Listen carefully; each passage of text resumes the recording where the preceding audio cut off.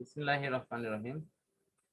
আমাদের এই তৃতীয় অধ্যায় রসায়নে আমরা যে পর্যালোচনামূলক অংশটি করছি, যেটি মাধ্যমিক পর্যায়ে আমরা সামনে পরীক্ষাকে কেন্দ্র করে মূলত আমরা এই পর্যালোচনাটি করছি।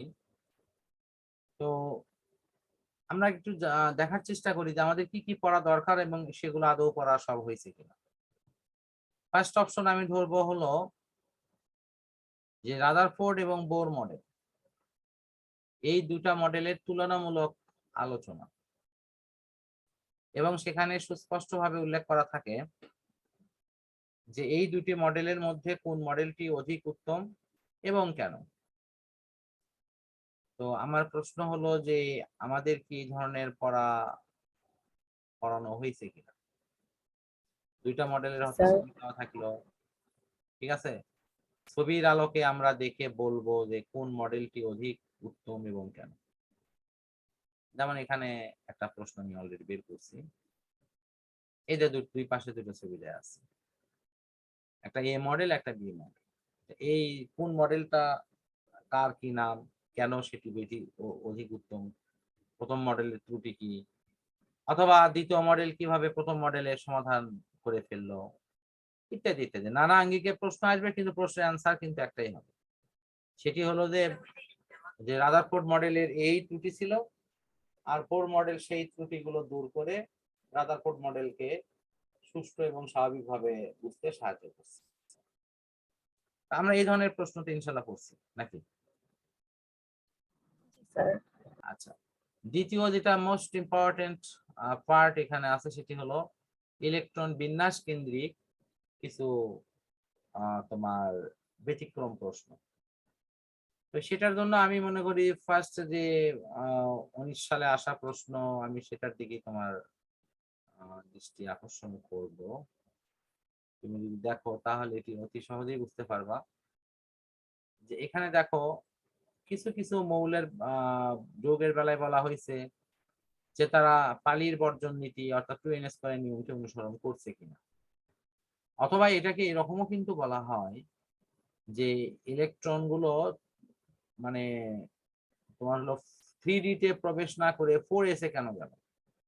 তো 4s এ কেন গেল সেগুলোর কিন্তু আমাদের শক্তি মত্তা বের করার একটা সিস্টেম আছে, সেটি হলো প্রধান কোয়ান্টাম সংখ্যা সহকারী কোয়ান্টাম সংখ্যার যোগফল থেকে, এই যে n+l এর এই অপশন থেকে ক্যালসিয়াম বা পটাশিয়ামের এই প্রশ্নটা কিন্তু প্রায়ই পরীক্ষায় আসে যে এটি এরকম হলো কেন, অর্থাৎ ইলেকট্রনটা সর্বশেষ কক্ষপথের ইলেকট্রনটা তৃতীয় কক্ষপথে 3D তে না প্রবেশ করে 4s এ কেন গেল। তো সেই প্রশ্নের আনসার আশা করি যে এই আঙ্গিকে আমরা অনায়াসেই দিতে পারি। আর যেগুলো তোমার ব্যতিক্রম পরীক্ষায় আসে যে সেটা দ্বারাই হলো কি একটা কপার আর একটা ক্রোমিয়াম। এই যে কপারের উদাহরণটা মেবি এখানে দেয়াই আছে, সেখানে কপারের ক্ষেত্রে আমরা ব্যতিক্রমটা এটাই দেখি যে ইলেকট্রন বিন্যাসে দেখা যাচ্ছে যে D9S2 হওয়ার কথা, কিন্তু এস কে তার স্থিতিশীলতা ঠিক রাখার স্বার্থে এখানে 2 না দিয়ে 1 দিয়ে এখানে ডিটাকে 9 মানে 10 করে দেওয়া হচ্ছে। তাহলে এর ফলে কি হচ্ছে যে সেও স্থিতিশীল হলো, অন্যদিকে এসও তার প্রয়োজনীয় শর্ত ফেরত পেল। ঠিক তুমি যদি ক্রোমিয়ামের ক্ষেত্রে দেখো তাহলে সেক্ষেত্রে ওই যে 24 ডিজিটে ওখানে 4টা অপশন পাবা, অর্থাৎ 4টা যে ডির উপর থাকবে সেই ডির ক্ষেত্রে আমরা কিভাবে এটি সলভ করব এস এর থেকে নিয়ে, আমার মনে হয় যে এই আঙ্গিকটা তোমার নিজের পড়া আছে বা বোঝা আছে। এই মোটামুটি 3 প্রকার। এরপরে আসে হলো অষ্টকের সংকোচন, সরি এটা তো পরে দিকে যাচ্ছে অষ্টকেরটা। তাহলে এই যে ব্যতিক্রম গুলো করার পর আমরা যাব হলো প্রয়োজনীয় তোমার হলো সূত্র ব্যবহার করে অঙ্ক। এখানে অঙ্ক আছে কিন্তু মোট মিলে 5টা। ফার্স্ট অঙ্কটা হলো ভরবেগ, কৌণিক ভরবেগ নির্ণয়। সেকেন্ড অংশ হলো তোমার দেখো ওখানে আছে ওই যে শক্তি বিকিরণ করা, কথা বুঝছো কি, শক্তি বিকিরণের থিম দেওয়া আছে। থার্ড অঙ্ক হলো তোমার আপেক্ষিক পারমাণবিক ভর বের করা, যেটা অ্যালুমিনিয়ামের প্রশ্ন। এবং অ্যালুমিনিয়ামের এই প্রশ্নটা তোমার মূল বইয়ের মনে হয় মেবি 52 পৃষ্ঠায় তুমি পেয়ে যাবা, এবং সেখানে কিন্তু অঙ্কটা করে দেওয়া আছে। ওখানে কিন্তু একটা প্রশ্ন করা হয় যে আপেক্ষিক পারমাণবিক ভরের কেন একক নেই। তো এখানে উত্তরটা কিন্তু অত্যন্ত সহজ, যে একই জাতীয় রাশি, আপেক্ষিক পারমাণবিক ভর হচ্ছে একটা অনুপাত, এটা হচ্ছে মানে একই জাতীয় রাশির অনুপাত। একক কাটা চলছে।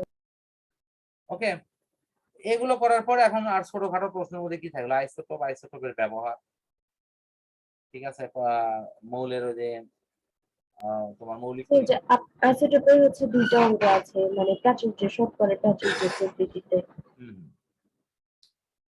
হ্যাঁ, আইসোটোপের অঙ্ক আছে দুটা, একটা হলো তোমার ক্লোরিন যে অঙ্কটা দেওয়া আছে, এটা হলো শতকরা পরিমাণ দেওয়া থাকে, আপেক্ষিক পারমাণবিক ভর নির্ণয় করা।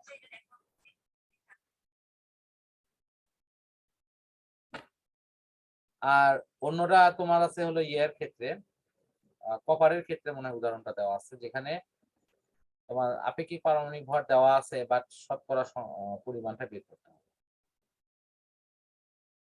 তাহলে কপারের ক্ষেত্রে ওখানে তুমি দেখো ওই পরের পৃষ্ঠাতে যে উদাহরণটা দেওয়া আছে, সেখানে কিন্তু আপেক্ষিক পারমাণবিক ভর 63.5 মনে হয় লেখাই আছে, বাট শতকরা পরিমাণটা বের করা। তাহলে একটা হলো এক্স আর একটা হলো কত, 100 - x, এরকম ধরে তো আমরা করেছি।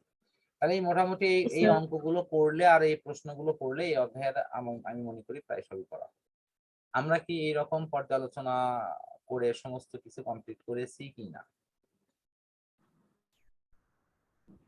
স্যার আসলে এগুলো পর্যালোচনা আগে হয়নি, কিন্তু এগুলো প্রশ্ন করা আছে। আচ্ছা, করা আছে, কিন্তু আমি একটু স্পেসিফিক প্রশ্ন করি। ওই যে তোমার হলো কৌণিক যে ভরবেগের অঙ্কটা এমভিআর, ওইটার কি কোনো অঙ্ক তুমি করেছো কিনা, সেটা সৃজনশীল থেকে হোক অথবা নোট থেকে হোক? স্যার আচ্ছা, তারপরে হলো যে বিকিরণ শক্তি, শক্তি বিকিরণের ক্ষেত্রে এইচ ওই যে সি ভাগ ল্যামডা আছে না একটা অঙ্ক? হ্যাঁ, ওটার প্রথমে লেখা আছে এইচ নিউ, নিউ মানে হলো কি বলবো ফ্রিকোয়েন্সি, ফ্রিকোয়েন্সির মান, পরে সি ভাগ ল্যামডা বসানো আছে। হ্যাঁ, তাহলে তো আর সমস্যা নেই। তাহলে আমি মনে করি তোমার তৃতীয় অধ্যায়ে দুশ্চিন্তা ইনশাল্লাহ করার নেই, যদিও সেটি ব্যাকআপ অধ্যায় তোমার জন্য। তাহলে আমরা তৃতীয় অধ্যায়ের পর্যালোচনামূলক অংশটি আমরা এখানে শেষ করলাম।